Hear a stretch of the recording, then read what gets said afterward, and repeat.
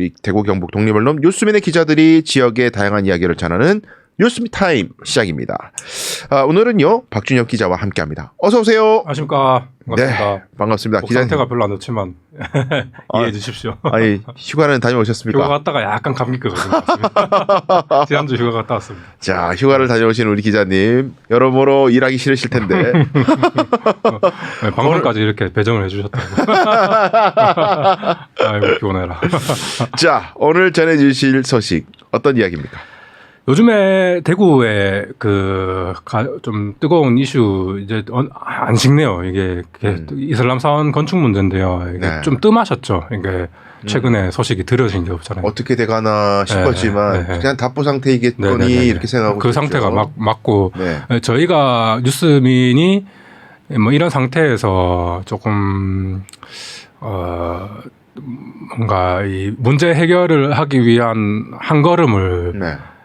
가보자 우리가 해보자라고 해서 뭐 좀 기획을 해서 그거를 제가 그 행사를 뭐 진행을 하고 하다 보니까 그걸 지난주 했습니다. 네. 대단한 도전을 하셨네요. 네네네. 그 어떤 행사였습니까? 네. 그 처음에는 그러니까 주민과 그리고 무슬림 유학생 아니면 그쪽에 같이 활동하는 사람을 한 자리에서 대화하는 시도를 다시 처음부터 해보자라는 생각이 있었는데 이게 그 주민들을 설득하려고 제가 여러 번 좀 찾아뵙고 전화도 많이 드리고 했는데 그 최종 실패를 했어요. 이게 주민분들이 언론에 대한 불신 그리고 이제 지금 상황에서 이야기할 걸 다 했고 뭔가 말을 통해서 이것이 뭔가 바뀔 것이란 기대감이 없는 상태. 그런 점 때문에 최종적으로 그 주민들과 대화의 자리는 하지는 못했고 그게 불가능한 상황에서 그 저변 어디에서라도 이렇게 한 걸음을 갈 수 있는 게 무엇일까 이렇게 계속 고민을 하다가 그러면은 지금 이 이슬람 사원 문제를 두고 또 지금 상황에서는 하나의 뭐 어떤 이해관계의 주축처럼 되어가고 있는 어떤 종교계 이쪽의 사람들을 함께 한 자리에 모여서 이야기를 풀어나갈 방법이 없을까를 모색하는 자리였습니다. 그러면은 간담회 형식으로. 네, 저담회 간담회. 이것도 뭐 열띤 토론이라기보다 일단은 각자의 입장을 확인이라도 최소한 한번 해보자. 그러면은 거기 이제 이해 당사자라고 하시면 일단은 주민들은 애석하게도 모시지 못했고 그러면은 이제 학생들이 있나요? 경대 학생들? 그 소개를 한번 쭉 드리면은 일단은 여기 건축주 쪽에서 같이 그분들 도와주고 하고 있는 목사님 한 분.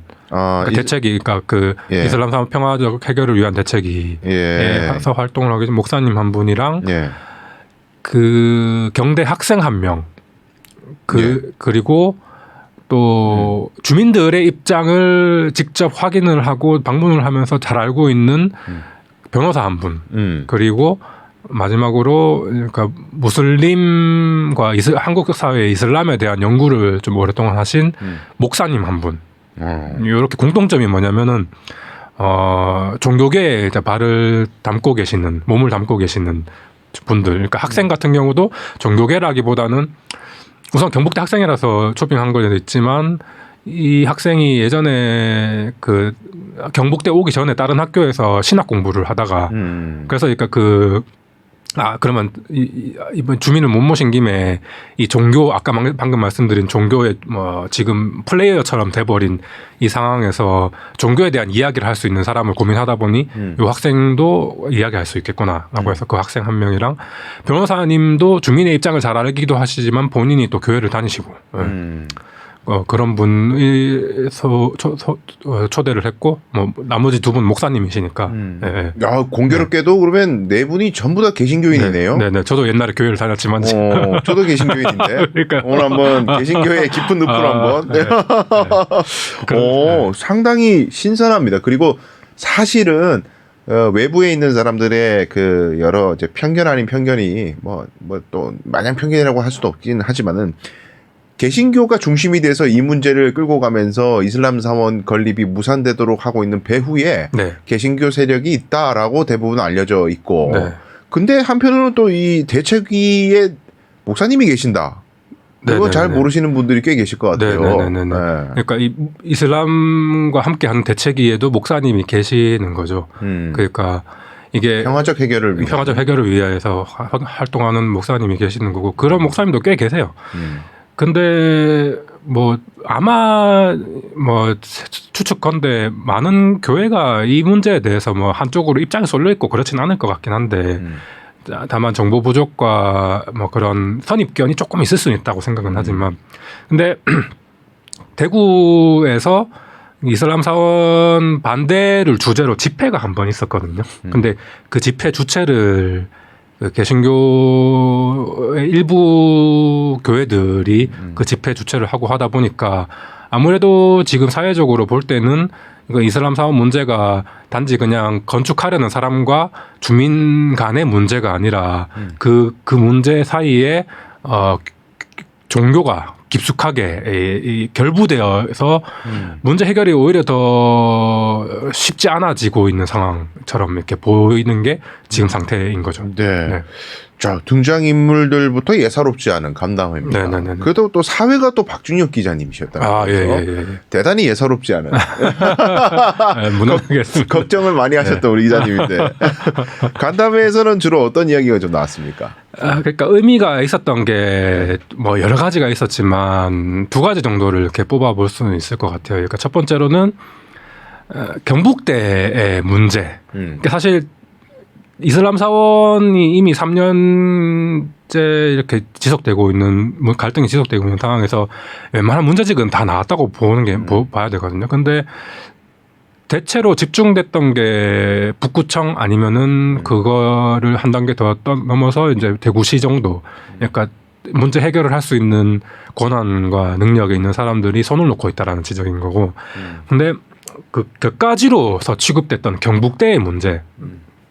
경북대학교가 사실상 무슬림 유학생들을 뭐 그분들을 이렇게 학위를 주고 그분들에게 뭐 어떤 교육의 기회를 주고 혜택을 주는 집단이 아니라 그 무슬림이 없으면은 그쪽 계열의 어떤 학과라든가 뭐 연구라든가 이런 게 지장을 올 정도로 약간 의존을 하고 있을 정도로 그런 고객 일종의 뭐 그런 시각으로 볼 수도 있겠는데 고객을 이렇게 땡겨 와놓고 이 사람들이 살아가는데 필요한 뭐 어떤 뭐 의식주를 넘어서 종교, 그러니까 우리한테 뭐 밥을 안 주는 거나 마찬가지인 것처럼 이분들한테 아주 중요한 생활인 종교에 대해서는 전혀 뭐 대책도 뭐 신경도 쓰지 않고 나 몰라라 우리는 권한이 없습니다. 이렇게 하고 있는 상황에 대한 비판이 한 꼭지로 나왔고요.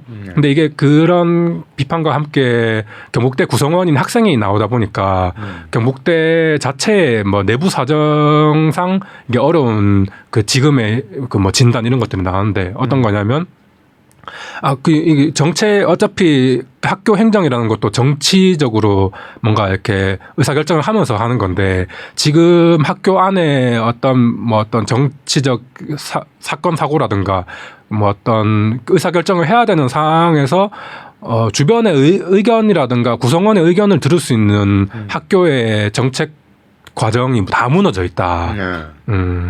뭐 예를 들어서 뭐 평의원회라든가 아니면 학생회가 뭐 그 결성이 돼 있어서 뭐 어떤 의견을 낼 수 있다든가 그런 조직 기구 자체가 없는 상태다. 그러니까 영어로 거버넌스라고 하는데 그게 상실된 상태에서 그냥 경북대는 그냥 문제를 회피하고만 있다. 이런 점까지 뭐 지적이 좀 나왔었습니다.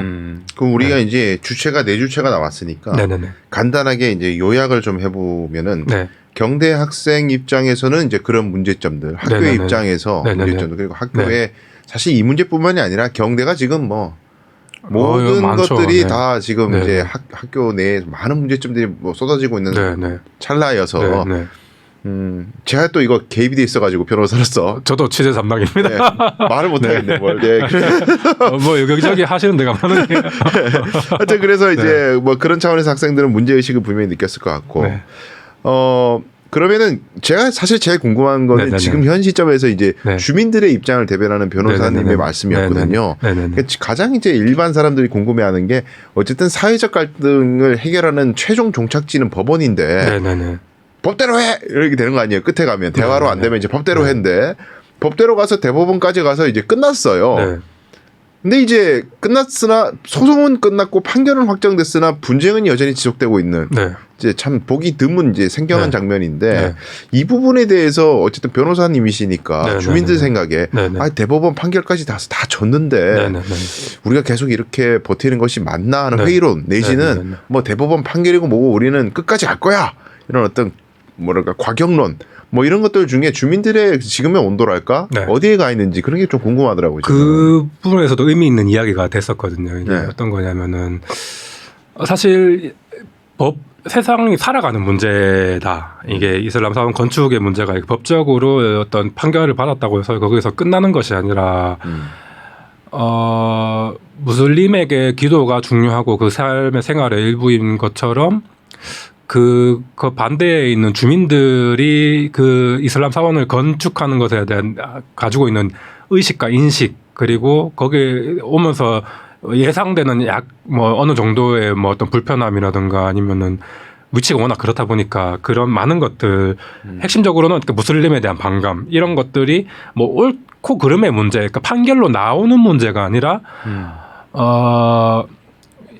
현실의 문제 그러니까 현실적으로 그게 있음으로 인해서 주민들이 정말 그 뭐 거부감을 강하게 느끼는 걸 어떻게 해소할 것이냐. 그 현실적으로 그 문제를 해소해야지 살아갈 수 있다. 살아가는 문제니까. 무슬림이라고 해서 법적으로 됐으니까 무조건 이렇게 여기 무조건 그 뭐 정당하니까 짓는다 이게 아니고 짓고 나서가 더 그러니까 이게 판결 이후가 더 중요하다. 아 뭐 그래 지었다. 그 지으면은 거기서 그 종교 활동하면서 살아갈 수 있느냐. 아 그것도 쉽지 않거든요. 주민들 다른 문제죠. 네, 다르죠. 완전 다른 문제죠.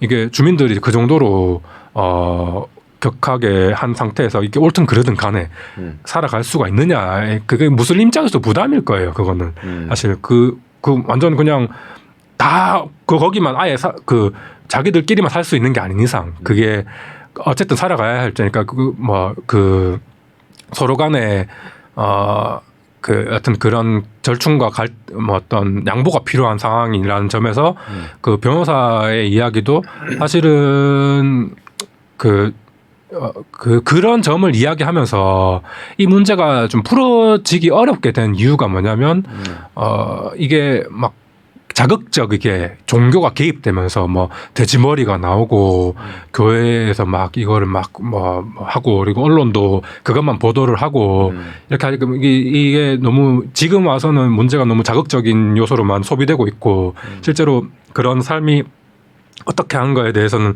그런 이야기는 안 나오기 어려운 상태가 됐다. 하지만 이 문제의 핵심은 뭐냐면 종교도 아니고 혐오도 아니고 다 떠나서 위치다. 아, 이거는 딴 게 아니고 그냥 위치다. 이게 뭐 무슬림, 아니, 그러니까 뭐 이슬람 사원이든 그냥 교회든 뭐든 뭐 절이든 이게 무슨 시설이든 그런 대중이 모이는 그런 위치로 적합하지 않은 장소다. 이 점을 가지고 토론해야 된다. 예. 그리고 실제로 그것 때문에 발생하는 지역 주민들이 겪는 어떤 피해, 지금 겪는 피해, 그리고 앞으로 벌어질 피해에 대해서 이야기를 해야지 나머지 것들만 계속 이야기해서는 안 풀린다. 그래서,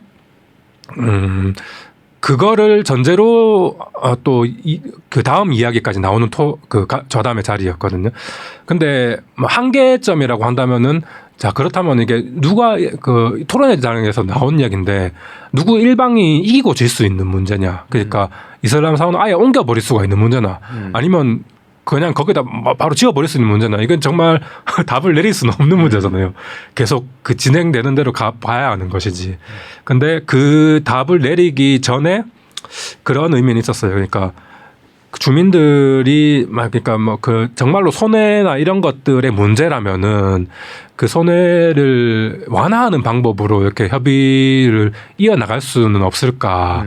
그게 뭐 주민이 직접 나오지 않았다는 점에서 한계는 있지만 뭐 누구 한 명이 무조건 이기고 100% 이기고 100% 지고 하는 문제가 아니라면은 이 주민들이 어느 정도를 양해할 수 있는 부분이 어느 정도일지 그리고 또 무슬림 유학생도 양해할 수 있는 부분이 어느 정도일지 그런 것들을 찾아서 그러니까 공통의 어떤 그 토양을 한번 만들어 보자라는 그런 앞으로 절충할 수 있는 앞으로 그런 걸 찾아보자라는 뭐 서로 그 어떤 제안들이 나왔던 상태라서 요술망치처럼 답이 나오지는 않았지만 그런 거를 할 필요성을 확인을 했던 일단은 이제 그 장소에 앉을 수가 없는 상황으로 흘러갔으니까 그곳에 있다면 앞으로 어떻게 할 것인가를 이제 논의하는 미래지향적인 대화를 해야 한다 이런 얘기로 들리는데 저는 이 문제가 지금 사실 아까 서두에 좀 지적해 주셨지만은 지자체나 그러니까 구나 시가 사실상 손을 놓고 있는 문제점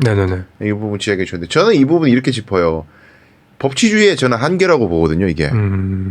왜 제가 법치주의의 한계라고 말씀드리냐면은 윤석열표 그 공정과 상식 법치주의는 법으로 모든 걸 해결하는 거기 때문에 이슬람 사원을 둘러싸고 갈등이 생겼다. 소송해. 건축허가가 잘못됐으면은 건축허가 취소해달라고 소송해. 소송해가지고 위법한 이유를 증명해봐. 근데 이제 실패했어요. 어쨌든. 그래서 대법원 가서 패소를 했어요. 그러면 법원 판결을 따라야지. 이게 법치거든요. 맞아요. 법치는 그 외에 어떤 결론도 제시하지 않습니다. 판결이 나면 판결대로 가야 되지 판결을 어긴 채로 뭔가 수용 안 한다 이래버리면 법치가 다 무너지거든요. 그래서 이제 판결대로 가야 되는데 그러면 이제 억지로 이제 그 사원이 세워졌을 때 그다음 주민들과의 갈등과 마찰은 어떻게 해결할 것인가? 법치가 줄 수 있는 답변은 누가 예배 방해하면 예배 방해죄 고소하시고 누가 욕하면 모욕죄 고소하시고 뭐 통행이 방해되면은 뭐 민사소송하시고 뭐 그 사원에서 시끄러운 소리 하면 민원 넣으시고 경범죄 처벌법 신고하시고 이런 얘기밖에 못 하는 거예요.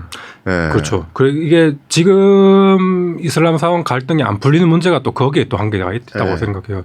그러니까 행정이나 그 행정을 이끄는 뭐 정치의 영역에서 이 문제를 그 해결할 수 있는 어떤 공간이 초기엔 약간 있었는데 그거를 그냥 홀라당 넘기고 이제 뭐 소송 이렇게 가버리고 거기서 뭐 판결 나버리는데 어떻게 하냐 이렇게 나와 버렸을 때 그 법이 어떤 사람의 어떻게 살아갈지까지 다 정해주지 않는데 이 사람들이 이제 앞으로 살아갈 거를 만들어야 되는데 그것만 이제 공무원들이 뭐 이렇게 했으니까 이제 뭐 법 판결 났고 했는데 이게 뭐 할 게 없는 거예요. 그렇게 나와버리니까 이게 문제가 계속 안 풀리고 뭐 그런 상태인 거죠. 그러니까 이제 정치의 영역에 제가 법조인이지만 정치 영역에 계속 법을 너무 많이 개입시켜서는 안 된다는 비판을 제가 계속 해왔는데. 지금 이 문제가 좀 극렬하게 그 문제를 보여준 것 같거든요. 공무원분들 아무것도 할 수 있는 게 없어요. 지금 사실 법으로 다 끝나는 사안이기 때문에 법대로 가야 되는 거고 그 외에 어떤 대안도 제시할 수가 없고 앞으로 제가 비관적인 예측이지만 10년 이상 가도 이 답보 상태가 계속할 것 같다는 생각이 막 비관적인 생각도 제가 한 번씩 들더라고요. 이게 그렇게 유지할 수 있는 여력은 없어요. 그러니까 유학생들한테 그 사람들이 포기하면 포기했지. 엄청난 부자들이 아니기 때문에 그게 계속 지금도 그러니까 공사 지연에 따른 그 손해가 계속 누적되고 있거든요. 그리고 그 자담회에서 나왔던 그러니까 정치행정 이야기가 나왔으니까 말씀드리는 건데 자담회에서 나왔던 뭐 의미 있는 지적 중에 한 개가 북구청 뭐 대구시 이런 거 지적이 많이 나왔다고 지금까지 많이 이루어졌다고 했지만. 사실 이해해 볼 수 있는 대목도 있다. 그러니까 이런 류의 갈등이 한국 사회에 사원 문제를 가지고는 그러니까 뭐 유례 없는 초유의 사건인 것이고 이 상태에서 사실 공무원들이 뭐 자기의 뭐 책임 하에서 뭔가 문제를 해결한다고 했을 때 적극적으로 나서기 어려운 그런 상황은 있었을 거다. 그래서 이 문제를 사실 공무원들 탓하는 거는 좀 공허할 수는 있다. 이게 뭐 이렇게 돼버렸으니까. 뭐 중요한 거는 이 점에서 그러니까 어떤 그 이때까지 뭐 잘잘못들을 기록을 뭐 이런 제안이 나와서 백서를 만들자 기록을 하고 왜냐하면 그게 필요한 것이 앞으로 그러니까 이게 지금 한국 사회가 자꾸 그러니까 그 외국인 혹은 이주 노동자가 자꾸 유입되고 있는 상황에서 그러니까 다문화 소위 다문화라고 하는 다문화 사회로 그러니까 좀 더 이행해가는 추세가 있기 때문에 이러한 문제는 앞으로 반복되고 더 많아질 거다. 그렇기 때문에 이런 걸 적어도 초석으로서 뭐 앞으로 반복되지 않도록 참고할 수 있는 그런 것들은 필요하다. 이런 뭐 지적도 이렇게 나왔었습니다. 그래요. 사실 이 문제는 저희도 이 방송에서도 뭐 여러 차례 이야기는 했지만은 뭐 비관적으로 보자면 뭐 처음부터 허가를 안 해줬어야지 건축허가 왜 해줬어 뭐 이런 이야기 하시는 분도 있고 뭐 하여간 근데 중간에 이제 대화의 영역에서 대화가 배제되고 너무 조기에 법적 다툼으로 가면서 그때부터 아예 대화가 올스톱되는 건 아니었느냐 이런 어떤 반성의 목소리가 있고요. 누구나 다 처음이라서 그러니까 유학생들도 뭐 알고 그랬겠어요. 이렇게 다 서툰 상태에서 이렇게 사고가 나버린 것이죠. 네. 그리고 아까 제가 그 두 가지라고 이렇게 그날 그 주로 저담회 때 나왔던 내용 두 가지를 한 가지 말씀 안 드렸는데 그게 제일 핵심적인 내용이라서 그러니까 목사님들이랑 교인들 모셔놓고 한 그 이유가 여하튼 이 문제의 플레이어처럼 지금 뛰고 있는 그 종교 특정 종교의 뭐 특정 종파까지라고 할 수 있을까 하여튼 그런 분들이 문제를 더 어렵게 하고 있다라는 점이 공통적으로 이렇게 나왔던 지적이고요. 그래서 뭐 이런 이야기도 그러니까 오히려 그러니까 그런 신학적인 이야기까지 나왔었는데 이 뭐 무슬림을 배척하고 이렇게 막 적처럼 대하는 것은 뭐 그 소위 보수 종파에서도 그렇게 이야기 안 한다. 뭐 제가 기억 에큐 그런 종을 잘 모르지만 하여튼 그런 복음주의 복음주의 이런 그 기독교 진영에서도 그렇게까지 안 하는 거. 한국이 정말 독특한 상황이다. 이건 정말 병폐까지 뭐 한국 교회의 어떤 지금 뭐 되게 저변이 무너져 있는 상태를 보여주는 그 일하기 때문에 그 교회의 반성이 필요하고 예수님의 가르침을 따라서 오히려 갈등을 유발시킬 것이 아니라 주민들과 화합하고 무슬림도 예수님이 말씀하신 사랑하고 이웃으로 받아들이고 그렇게 하는 걸 오히려 종교인들 나서서 판을 깔아야 한다라는 그런 목소리도 한계가 있었고 오히려 약간 의견이 달라지는 그 한 목사님은 아니다. 아예 빠져야 된다. 아예 그냥 어떤 말도 하지 말고 자리 놓으려고 하지 말고 교회는 그 종교는 아예 빠지는 것이 문제 해결을 더 쉽게 할 것이다. 뭐 이런 그 의견도 나왔고, 여하튼 그 뭐 다시 정리하자면 여하튼 이 문제에서 악화시키는 하나의 원인으로 한국 교회가 있다. 그거는 참 뼈아픈 대목이다. 그러니까 거기에 몸담고 있는 분들의 뭐 어떤 안타까운 반성이었죠. 그거와 그리고 앞으로 교회는 어떻게 좀 이 역할을 할 수 있을 것인가에 대해서 약간 시각이 달랐지만은 이런저런 제안들이 나왔었다. 네. 이 이야기 깊게 들어가면 정말 한도 끝도 없는 이야기인데 사실 저도 개신교인으로서 안타까운 부분도 있고, 근데 어쨌든 이게 그 지금은 동성애 문제 가지고 한국 개신교가 굉장히 그렇게 하지만은 예전에는 이슬람 문제로 그러니까 MB 정부 출범 그 전후로 해서 고무렵에 제가 대학교 다니고 졸업할 무렵 그때 한참 이슬람 가지고 이제 한국 개신교가 이슬람 때문에 한국 교회 다 무너지고 뭐 이슬람 시장 개입하면 뭐 시장에 진출하면 큰일 나고 뭐 이제 그런 얘기를 해서 그리고 이제 한국이 이제 제2의 이스라엘인데 이스라엘로 다시 복음의 서진 운동이라 그래가지고요. 한국에서 이스라엘까지 그 고난과 박해를 당해야 되는 거. 그 유럽 대륙을 쭉 이렇게 훑어서 제 복음이 서진해야 되는데. 복음이 서진하는데 가장 가로막이 되는 게 그 한가운데 있는 이슬람 세력이라는 거예요. 지리적으로. 그럼 반대로 이렇게 보면 안 돼요? 왜 지구는 둥그니까. 왜 서진인지 모르겠지만 복음이 서진해야 되고 이스라엘이 다시 개신교로 회복되는 순간 이제 주님의 날이 오는데 하여튼 그 가로막이 되는 게 이슬람이기 때문에 이슬람이 이제 우리 개신교의 주적이다 뭐 이런 시절이 있었습니다. 지금도 그 얘기 하시는 분들이 있고. 근데 지금은 약간 변종이 됐잖아요. 그러니까. 지금 이제 동성애 쪽으로 더 갔죠. 아니죠. 대구에서는 퀴어 슬람이라는 합성 그렇죠. 합성 변종이 태어났습니다. 하여튼 근데 이것도 워낙 논쟁적인 주제여가지고 재밌는 얘기긴 한데. 저는 잘 모르거든요. 네, 참 그렇습니다. 하여튼. 이 주민들 입장에서는 또 이게 종교 갈등을 떠나서 우리는 삶의 문제니까 어려운 얘기 하지 말고 우리 종교 잘 모르겠다.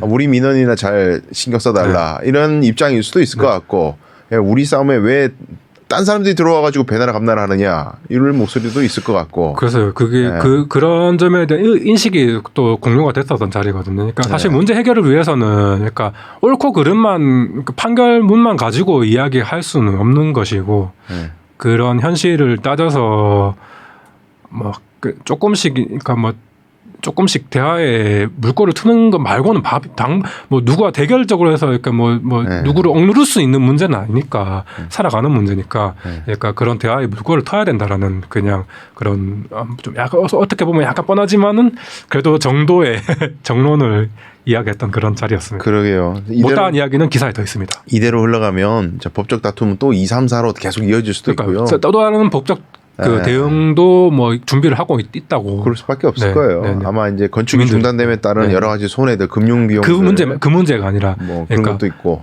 이거던데. 그러니까 여기서 이야기를 좀 더 하면은 그러니까 주민 쪽에서는 그 이슬람 사원 진입로가 그 절반 이상이 길이 사유지다. 근데 이 사유지를 그 어쨌든 이 사원을 지으려면 이렇게 맹지가 아니라 이 도로가 연결된 그렇죠. 곳이어야 하는데 이 사유지는 우리 거기 때문에 이건 너희 그 용도로 안 쓰게 할 거야라는 취지로 이렇게 뭐 어떤 법적 대응도 검토를 하고 있다고 해서 그렇죠. 그렇게 되면 참 문제가 계속 꼬이는 상황이 될 텐데 안타깝습니다. 변호사들만 재밌게 생겼습니다. 그렇겠네요. 네. 그래요. 시간이 벌써 7시 반이 되어가지고 오늘 1부는 여기서 마무리하도록 하겠습니다. 네. 하여튼 간담회 준비하시고 진행하시다 너무 고생 많으셨고 네. 다음에도 또 의미 있는 자리 지역사회에 기여할 수 있는 제2, 3회 간담회를 추진할 것을 기대하면서 오늘 1부는 마치도록 하겠습니다. 고맙습니다. 감사합니다. 계속 지켜봐 주셔서 감사합니다. 고맙습니다. 네.